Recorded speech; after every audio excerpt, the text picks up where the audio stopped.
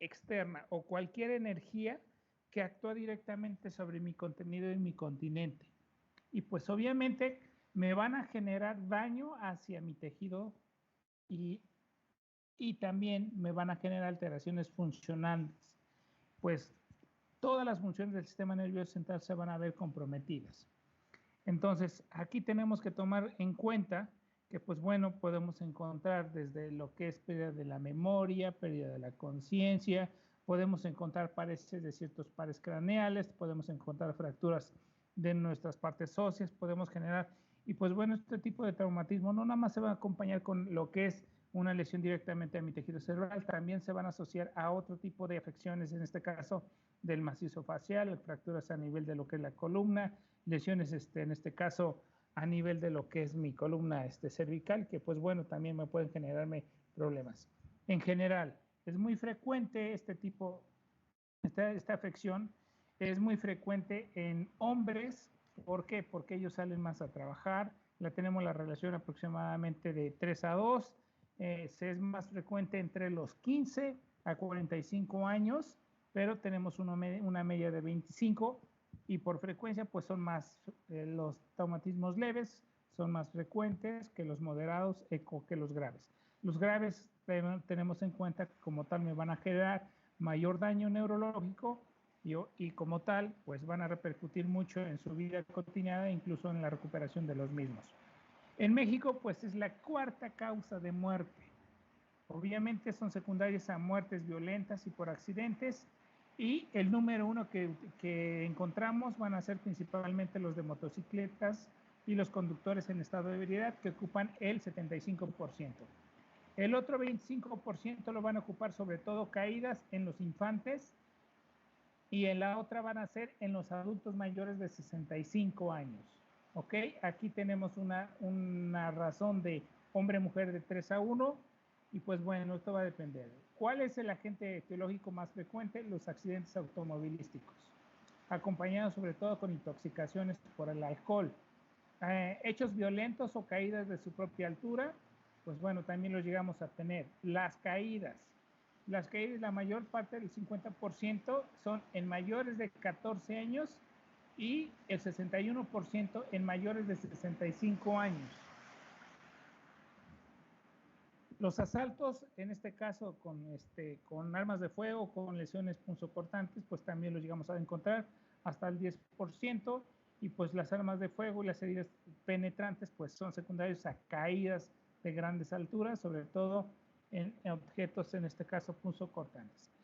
¿Cómo lo vamos a clasificar como tal el traumatismo craneoencefálico? En base a la cinemática del trauma, en la cual podemos encontrar un traumatismo craneoencefálico abierto, con exposiciones de cuero cabelludo, partes óseas, tejido cerebral, o cerrado, que como tal me va a generar un daño que puede ser tanto focal en un sitio específico, como difuso por la grande dimensión por la respuesta inflamatoria.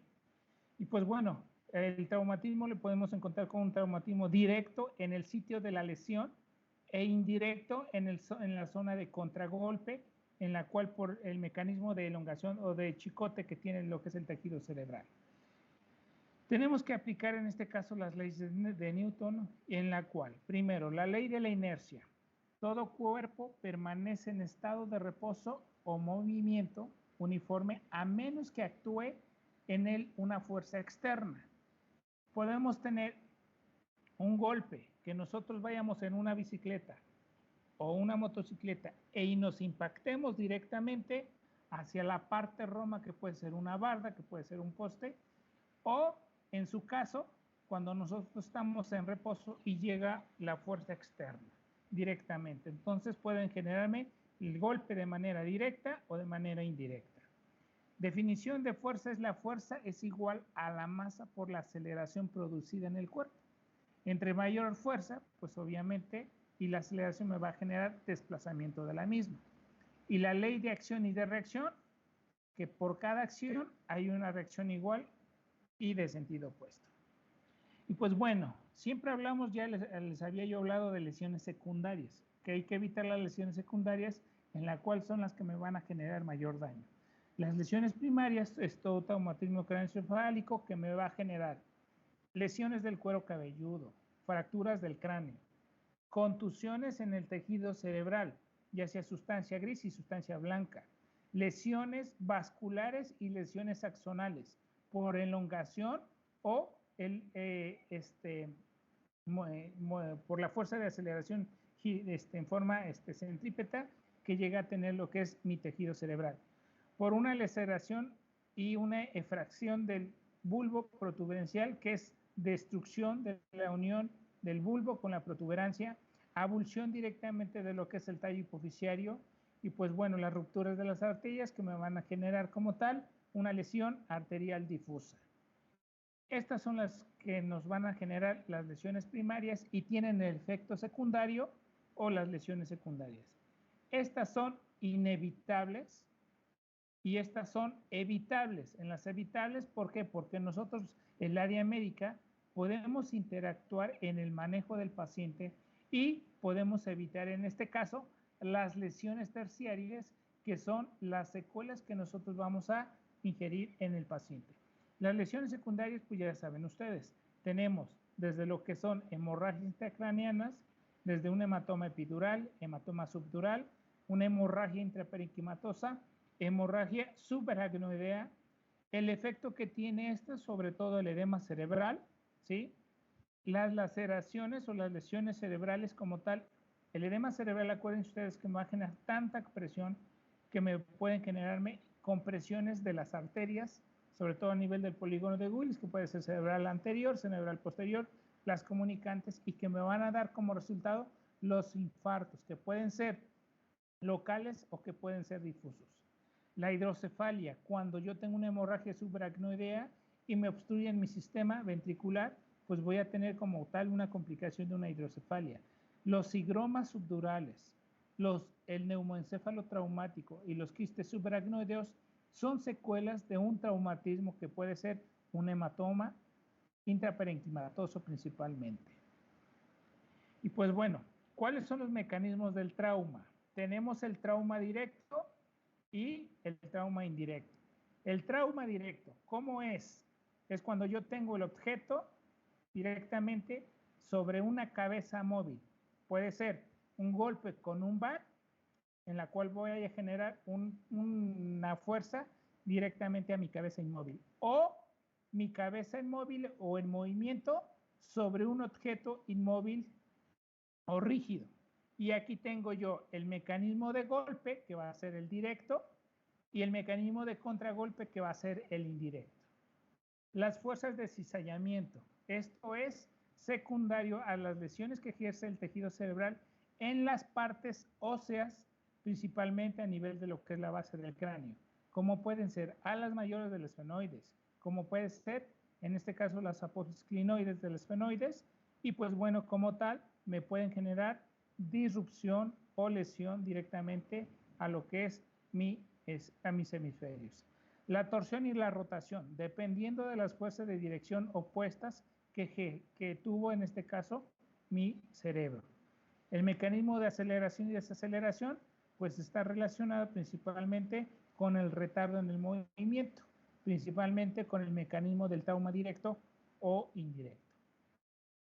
¿Cuál es la fisiopatología directamente del traumatismo craneoencefálico? Ya saben ustedes, la lesión primaria es la lesión que se va a ejercer directamente sobre mi parénquima, sobre mi sustancia gris, sustancia blanca, sobre mis axones, sobre mis vasos, que como tal me van a generar el daño. La lesión secundaria son todos los procesos metabólicos, inflamatorios y vasculares que como tal me pueden generarme muerte cerebral por necrosis o por apoptosis. Y pues bueno, nosotros en este caso es principalmente por el edema cerebral que encontramos. Y la lesión terciaria, pues bueno, es la expresión de todos los daños progresivos, ¿sí?, ocasionados por la lesión primaria y la lesión secundaria, que también me van a generar necrosis, apoptosis, y que pues bueno, que obviamente lo utiliza como mecanismos para tratar de reparar la lesión, que si bien mi paciente, si no mejora, va a culminar con la muerte, y si mejora, podemos llegar a encontrar incluso lesiones degenerativas en este caso, que mi paciente va a ser completamente dependiente de terceras personas. Pues bueno, aquí ya saben ustedes, alguna fractura, alguna contusión, alguna laceración, alguna lesión axonal difusa, lesión vascular difusa, que son como tal los mecanismos de la lesión primaria. La lesión en este caso, la secundaria, es todo la sintomatología de cráneo hipertensivo que ya vimos, desde lo que es la hipotensión, la hipoxemia, la hipercapnia, la hipertermia, la hiperglucemia, la hipoglucemia, la acidosis, que como tal son lo que nosotros podemos en este caso corregir. Y pues bueno, dentro de estos el TC, las lesiones primarias son inevitables y las lesiones secundarias, aquí es donde nosotros actuamos para lo que es el pronóstico y la evolución de mi paciente. Y pues bueno, acuérdense ustedes, como tal las complicaciones tanto primarias y secundarias pueden llegar a condicionar las lesiones terciarias, que como tal son los mecanismos de protección, o en este caso el mecanismo que utiliza el órgano para que trate de corregir la lesión que les sufrió el sistema nervioso central. Y pues bueno, la Organización Mundial de la Salud clasifica el TCE en fracturas del cráneo, en lesiones intracraneales y también dependiendo su escala de Comas-Glasgow.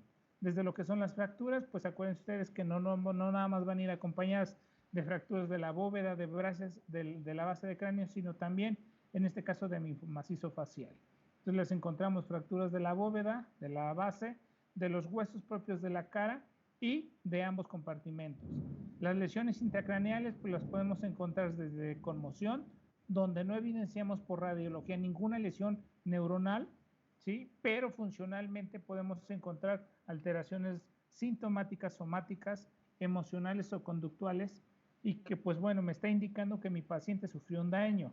Las laceraciones cerebrales y contusiones cerebrales, pues aquí ya encontramos radiológicamente alguna lesión y que como tal, pues bueno, este pronóstico puede empeorar en cierto tipo de pacientes, sobre todo en los pacientes añosos. ¿Por qué? Porque son pacientes que toman ingesta de anticoagulantes y que pueden empeorar mi problema. Y pues bueno, las hemorragias como tal, la complicación de este tipo de contusiones o laceraciones cerebrales que van a generarme hemorragia intraparenquimatosa, subdural, epidural y subaracnoidea. Y pues bueno, pues cuestiones de tiempo, nos vamos a quedar hasta acá para continuar en lo que es el día de mañana con lo que es conmoción, contusión, lesión axonal difusa, fracturas de base de cráneo.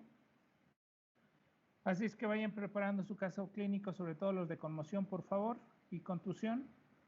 Y pues nos quedamos hasta aquí. ¿Preguntas? Sí, doctor. Y si no, Gracias. mañana, por favor. Doctor, yo tengo una pregunta acerca de mi... Adiós, chicos. Dime, Valeria. Nos tocó patologías de Escucho. glándulas salivales. ¿Sí me escucha? Ajá.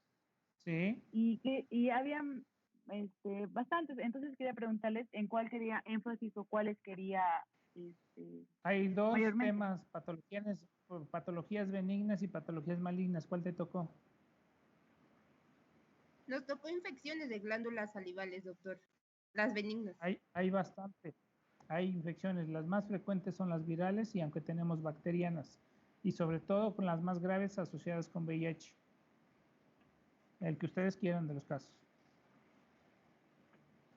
Pero también tenemos que exponer nosotros, ¿no, doctor? Sí, pero de todas maneras yo voy a intervenir en el tema. Ok, es que encontramos...